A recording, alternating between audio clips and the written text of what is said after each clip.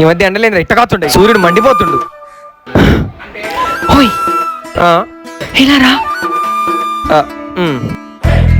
ఏంటి బంగారం? దోశల పిండి ఎక్కడ పెట్టించుకొచ్చా?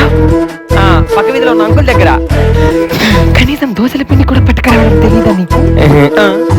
ఇప్పుడు ఏమైంది బంగారం? ఇంకేం కావాలి? మీరు పట్టుకొచ్చిన దోశల పిండి వల్ల నా దోశలు మాడిపోయినాయి. దోశలు మాడిపోతే నా తప్ప? ఎవరిది తప్పు? నా తప్పే బంగారం, నా తప్పే. ఆ దోశలు పిండోడు పిండి బాగా పట్టి సావాలా, అందుకే దోశలు మాడిపోయినాయి. నా తప్పు, పట్టినోడి తప్పు. అవును, నిన్న గోధుమ పిండి ఎక్కడ తీసుకొచ్చా?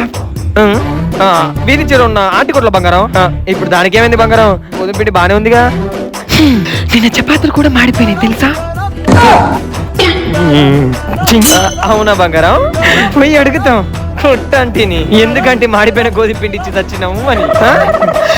తొందరగా వెళ్ళి అడగండి. వెళ్ళి చేస్తా. అదే వెళ్తున్నా.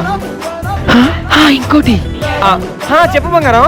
పొద్దున్నే పప్పు మాడిపోయింది, దానికి కందిపప్పు ఇదిగో మన సెంటర్ లోనే కొనుక్కొని తెచ్చిన. ఆ పప్పు గడి పని చెప్తా పోయి, ఎందుకనో మాడిపోయిన కందిపప్పు తెచ్చి తెచ్చినావు. మా మొక్కలు చూస్తే కందిపప్పు మార్చుకునేటోళ్ళకి కనబడుతున్నామా? మర్యాదగా మూసుకొని మంచి కందిపప్పు ఇచ్చి సావరా అనే పనికి మాలేదని అటు ఇటు కడిగి పారదొబ్బుతా. ఓకేనా?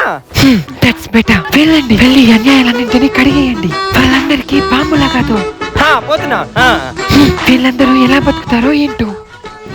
నీ అమ్మ వాళ్ళకది ముందు నీకు బాంబులా కాదు. కంతిరిముండా దోశలు చేయడం రాదు, చపాతీలు చేయడం రాదు, పప్పు ఉండటం రాదు. దీని అమ్మ జీవితం అనవసరంగా పెళ్లి చేసుకుని వచ్చిన ఈ పిల్లలు ఉన్నారే, మేము చేసే తప్పు అని ఎప్పటికీ ఒప్పుకో. మీరు చేసే తప్పు అని చెప్పిన ధైర్యం మా మొగ్గులకు ఉండదు.